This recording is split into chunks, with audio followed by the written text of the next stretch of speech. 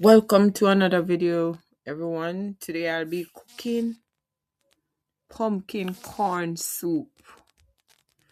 So this soup is a meatless soup. It is packed with corn and I use a lot of pumpkin.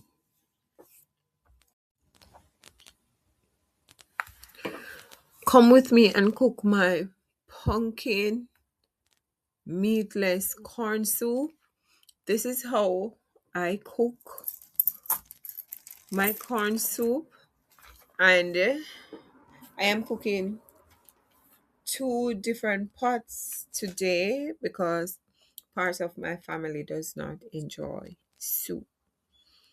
So first I put a pot of water to boil on the stove, and I add some salt, some pimento seed, and some garlic clove, some crushed garlic clove.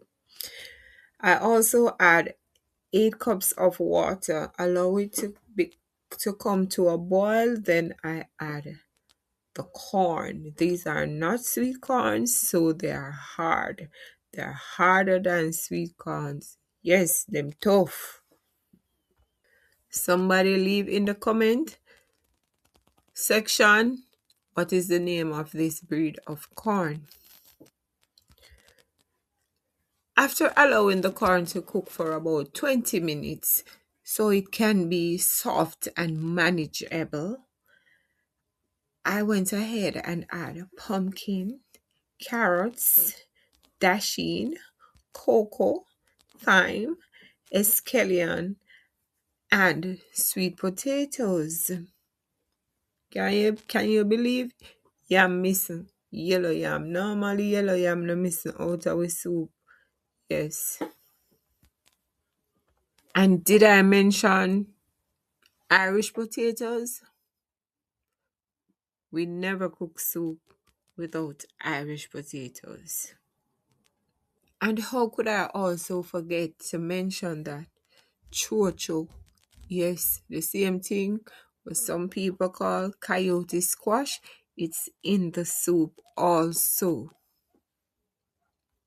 After adding all these foods, I allow it to boil for approximately 10 minutes.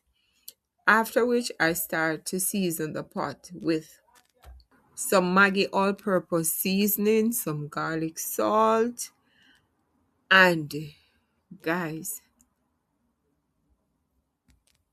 my Grace Cock spicy soup. Yes, Grace Cock soup, which is spicy. That gives it a wonderful flavor. Immediately after adding the cock soup and stirring the pot, I went ahead and start making my dumplings. Bear in mind, the flour was kneaded and left for a few minutes to set. Yes, man, we Jamaicans, we need our flour, cover it up and put it to set. Yes, we don't just knead it and throw it into the pot same time. I am making two types of dumpling, and bear in mind it's cornmeal dumpling. Sorry for the people them who know like cornmeal into them dumpling, but I have to use cornmeal in my dumpling. Pea soup or yellow soup, cornmeal is just the same. So how we make this dumpling? It's some flour and lots of cornmeal because it's cornmeal dumpling combined with salt and water to make a dough. After adding all the dumplings, before I tell you what I add after the dumplings, bear in mind I'm making two different shapes dumpling. I'm making some, what we call it again? Some small ones, some spinners. Yes, our soup must have spinners, and we have some regular round dumpling. Reason being, if you have a small cup and you want some soup in your cup, the round dumplings not gonna hold into that cup properly because them kind of big. Yes, those go into plates and bowls. But as for the spinners, we use it for mugs and cups. And if you have small children that have some teeth out and can bite dumpling and chew dumpling, we normally cut the spinners for them. And did I just say we share soup in plates?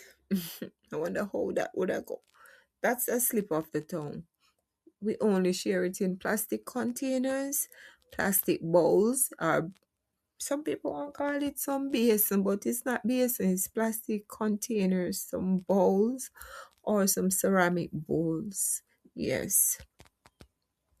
And some of us have some enamel ones too, some metal ones, yes. But when soup go into those, oh, them hot. You have to use a tray. You cannot hold that one. That one that look like zinc. You have to use a tray with that one.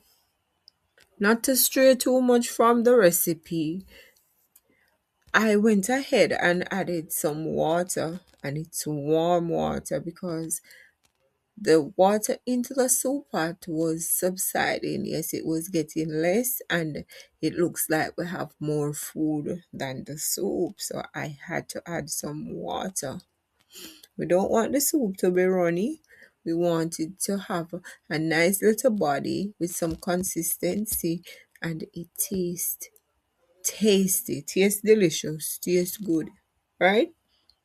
So after you add your water, if you must, but that's just for me, maybe you don't have to add any more after you add the first water, but depending on the amount of food to the amount of water you might have to add.